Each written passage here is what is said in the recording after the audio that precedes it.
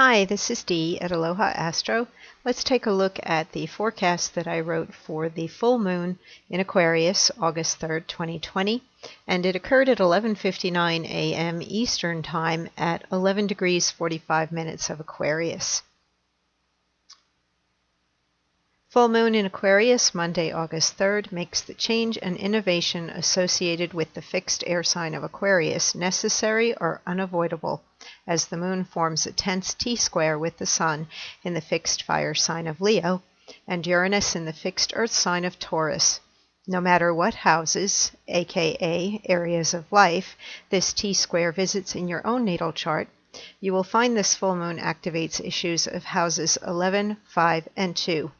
The 11th house, friends, groups, organizations, future, fame, technology, the stage, gallery, audience, and internet. The 5th house, dating, romance, creativity, children, hobbies, competition, and entertainment. The 2nd house, your own money, personal values, and self-worth. Possible scenarios: sharing a talent or interest online and monetizing it. Establishing or breaking boundaries with friends or lovers over money or values. Allowing your children to return to a classroom or creating affordable educational alternatives.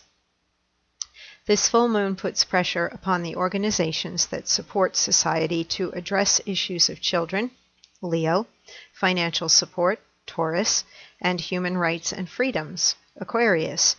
How can you use your resources or talents in support of your community, or as a means to support yourself with greater independence? Keyword: ingenuity. And coincidentally, that electrical Aquarian energy, it's been thunderstorming all day here for us in the state where I live as a result of this tropical storm / hurricane coming on through. We're getting some of that weather. So there's been constant rumbling of thunder and electrical activity going on during this full moon. Let's take a look over here at what's going on at planetwatcher.com, where we can see a visual of the transiting planets. So right now we still have Jupiter, Pluto, Saturn all in retrograde in Capricorn. And we've got the moon here in Aquarius, and here is the T-square. Moon opposing the sun in Leo, moon and sun both forming a square with the ruling planet of Aquarius. So Uranus rules Aquarius, and it's not exactly comfortable in the earthy energy of Taurus, and what we're going through globally is certainly not comfortable. And a lot of the Taurus concerns, such as money, sustenance, safety, protection of our home and family, keeping the things that we have. Taurus is the sign that says, I have. So be prepared for the things that you have to change. It may be a good time actually to go through your material things and release the things that you no longer need. Either give them away to somebody else that might be able to use them, or sell them, but don't sit around with a bunch of stuff that's just creating clutter in your life. I think the activating energy here of the T-square is very good for taking some actions toward making things better in the long run, even if immediately it looks as though things are awkward or uncomfortable or not very workable. Let's take a look at the other squares and oppositions that are going on that are creating the work of the moment. We have Mars in Aries, and it is making a square to Jupiter, and it's a rather exact tight square. Jupiter is conjunct Pluto, which in turn is conjunct Saturn, and technically Jupiter is loosely conjunct Saturn. All these three are clustered together equally 4 degrees apart. So they're still having a powerful impact. I look at this as like a cannonball, a potent cannonball of energy. However, they're all retrograde. So we're looking back at history. We're going back over old things. We're seeing how things that are established maybe are no longer serving us. They don't work well. People are just clinging on to things out of tradition, out of a sense of power or control over others, out of greed. That would be the negative manifestation of those three planets. Now, on the positive side, Saturn's about constructive energy and responsibility and authority. Pluto is power, and especially being aware of your own power rather than giving it away to other people. Jupiter is about growth and abundance. So good work can happen. However, it may be slow for you to see the results, or there may be a lot of resistance, whether it's your own inner resistance that you're creating, and a lot of times we can self-sabotage. I would definitely look to see if you're experiencing any self-sabotage patterns while Mars is in the sign of Aries, which says I am, and it's an action-oriented sign. So you may take actions that are already set up for some sort of failure, or you're jumping the gun and going too fast and wanting to get to the top without taking the steps in between due to the impatience of Mars and fiery Aries. Slow down, look around, make sure you're going at a good pace and that you're not undermining yourself. Or are you unconsciously setting yourself up for failure with that square? It can be applied toward working at the things that need some reconstruction, where you might need to address, who has the power, who has control, where are things out of balance in terms of greed or authority, and then questioning it or getting right up in somebody's face if necessary. Then we have an opposition going on between Mercury in Cancer. And Mercury is finally coming to its end of its time in Cancer. As we go through the week, probably about Thursday or Friday. Let's see what happens when we click on. There we go. So it looks like it shifts over and enters Leo on Wednesday. So we only have another day or two of Mercury being in Cancer. And then it begins to sidle up to the Sun in Leo, and it gets more fiery. That's going to help Mars in general, because Mars is wanting to take a lot of action, and Mercury in Cancer can be fearful, especially in an opposition to these more powerful planets.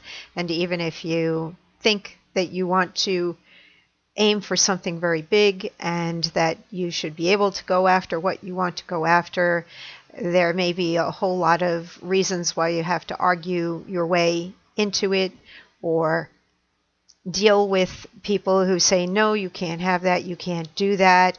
And Cancer may just repress all of that rather than be able to talk it out or stand up for, what they believe in, and might internalize things and wait and bide time until they feel more powerful. So I think that there will be more courage stepping into place once we have the Mercury come into Leo and the opposition to these Capricorn planets begins to fade. So that should be something to look forward to, and it might help you in moving forward with whatever you're deciding upon now at the full moon. The North Node and Venus are conjunct right now, and they're forming an either-or type of energy with the Capricorn planets. The North Node has to do with destiny, fate, karma, the feeling of finding your path or purpose, the idea of it. And Venus is the affectionate nature, pleasure, and desires, what is familiar or comfortable. And we have them both in a dual sign. They're in a mutable air sign, and the duality of Gemini, the multiple options, it's like the multiple option sign, or scattered attention but vivid imagination. There may be multiple choices for you, and you may feel as though it is time to decide one way or the other which path you should take, and maybe you're having to let go of one thing and pursue another, but in the meantime you could be clinging to both. It's possible that you literally have your feet in two different places right now, either in a relationship or career or wherever these planets are sitting in your own natal chart.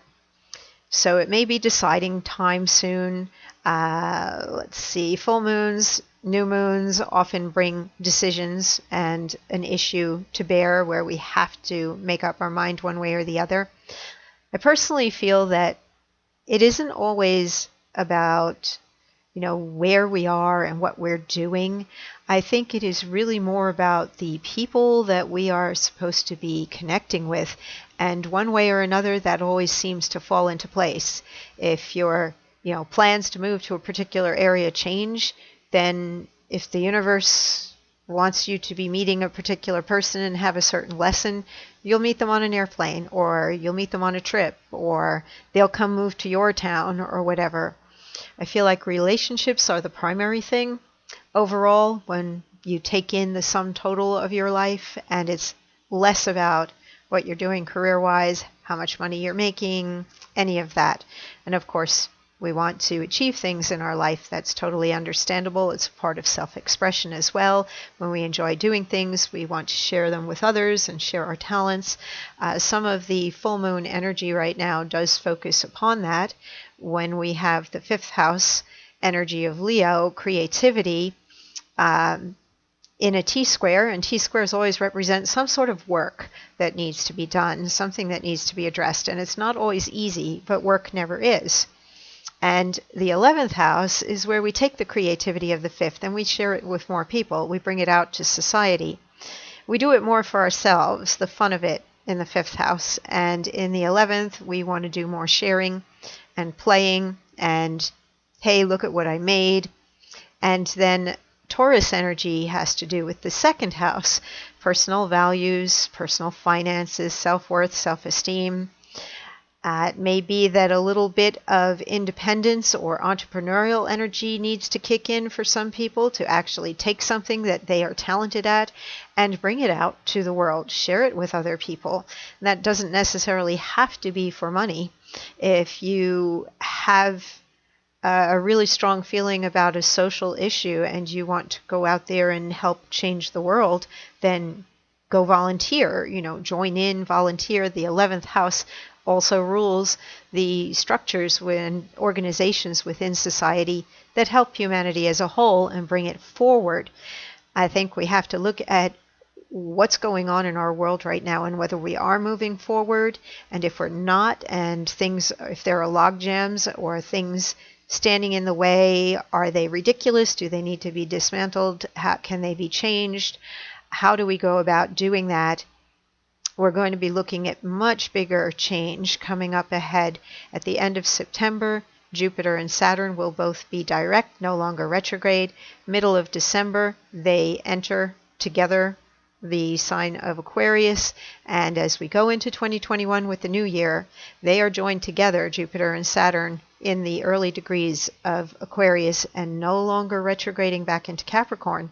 So an age is literally, a long time span basically is going to be dying and being put to rest. And we are going to be acclimating to new patterns, new behavior, new way of looking at society, possibly new governing. And you can either choose to join in and do things that contribute or not. It's up to you. But I would definitely take a look at where do you complain the most, or where do you look at other people and say, oh, they should do this or they should do that, and get in, join in, participate, do or live in a way that's going to reflect your own personal values. And if you're not aligned with your personal values in any area of life, this full moon may bring about the issue of changing those values. So maybe some friends fall away. Maybe you no longer support certain organizations with your money. Maybe it's going to be important for you to become an activist, or make sure you go vote and tell people to vote, or whatever issues are on the table right now, politically or worldwide. How can you help? And take a look at yourself and what can you change to put yourself on the track to your best and highest purpose, where it's not a question of, let's say, choosing the lesser of two evils or feeling in some way powerless and having to choose only options you're being shown. You can go out there and create your own options. And that is part of the Aquarian energy, that it's both independent, but it's also energy that produces things for the good of other people or humanity.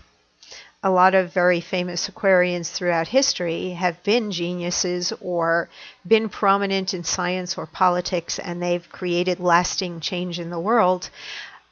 I think that they didn't approach it always from the point of view of humanitarianism, which Aquarius is associated with or known for. I think the humanitarianism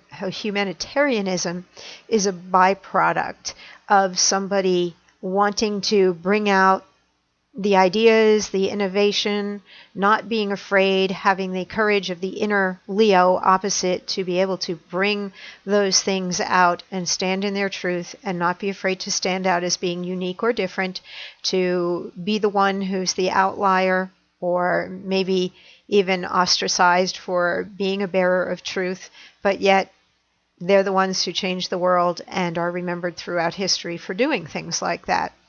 So step into that uniqueness that you have, the rebellious side, the unique side, listen to your inner genius, and don't be afraid to be seen, to be heard, and to go after the things that are important to you. We do have a nice aspect between Neptune and the Capricorn planets. Neptune's in Pisces. It's a mild sextile, but it's still is kind of in the background telling everybody it's going to be okay. It's going to be okay. We can overcome this. We can make something good out of it. It'll work out. Don't worry. And some people may look at that as, an outside spiritual force. Other people may simply find peace within themselves. And I think to the level that you actually stay on task and utilize your own willpower and stay very focused and determined toward your goals, the more you're going to feel the support of Neptune and have it reflect back the success that you are seeking. It will help to open the doors, but you have to do the work. You can't sit there and wait for something to happen, but not step up. And Mars in square to these planets is a little bit uncertain about the stepping up, or a little bit scared, or might encounter some real resistance when stepping up. Same thing with Mercury. Know that you have a little bit of protection in here, and know also that Chiron is making a sextile to the moon and a trine to the sun.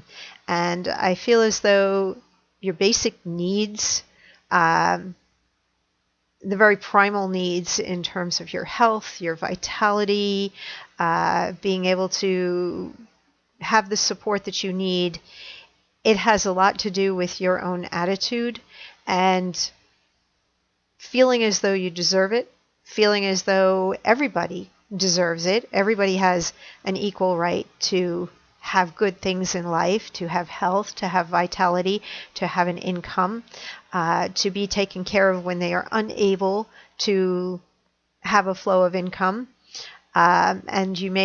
And people in general, society in general, may turn more toward the government and asking the government to shift its priorities and to look at the needs of the people.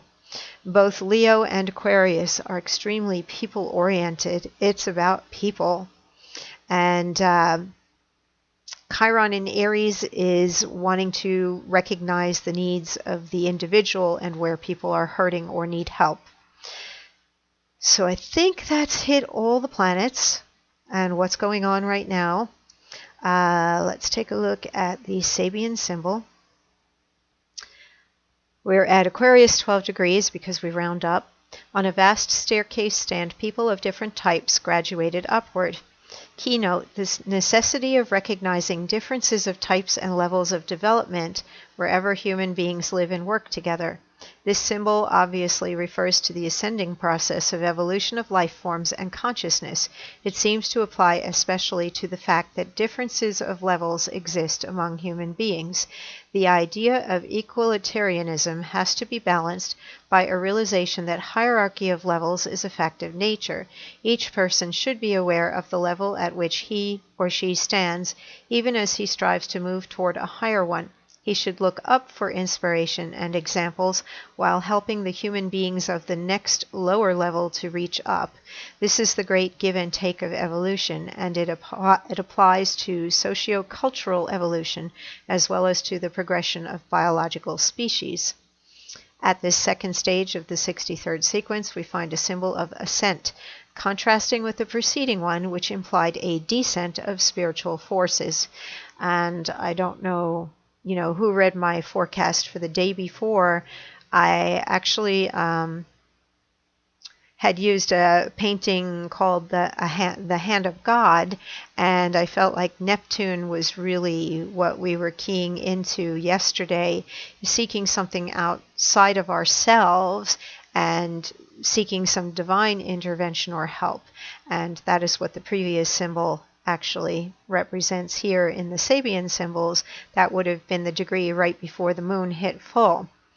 So I think when we search for something outside of ourselves, what we ultimately come to is a realization that that is already within us and that it's in everybody else. The unity is there, even if we may be at different levels of understanding of the unity, and that makes sense based on this symbol that we're reading for the full moon degree.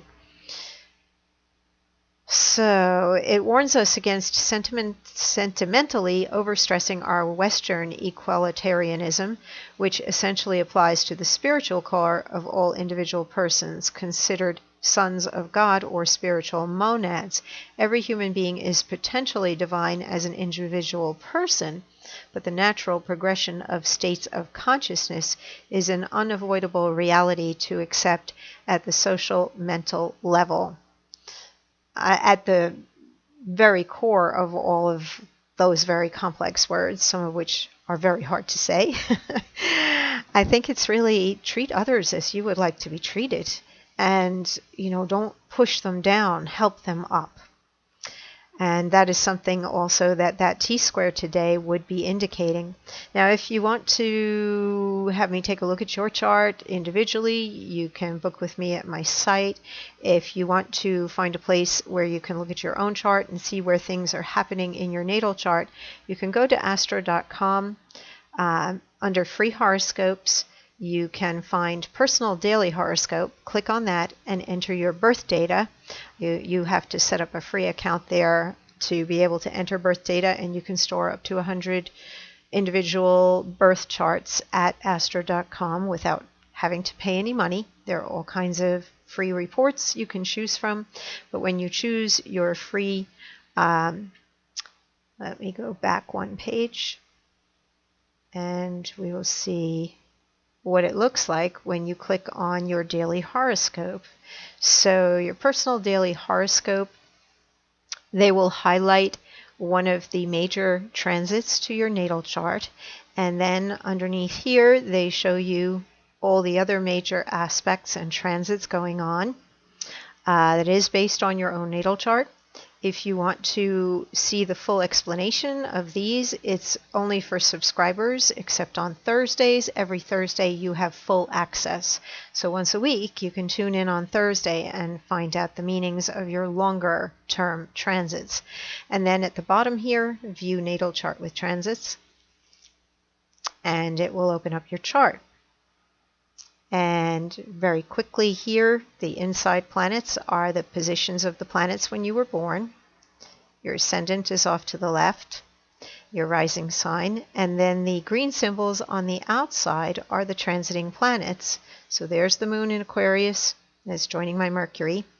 I've got Jupiter on Jupiter right now. I've got Neptune on Venus, Mars sitting on my moon, Venus on my Mars, and I'm feeling like I'm going to win the lottery, so I'm going to play today. Definitely, while I've got a Jupiter return going on and a lot of other goodies happening, it might improve my luck.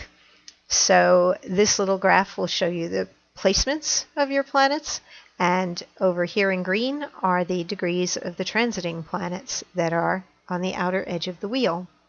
So that's how you can generate your chart for free and see where the current transiting planets that I mentioned over at Planet Watcher are moving through your own natal chart.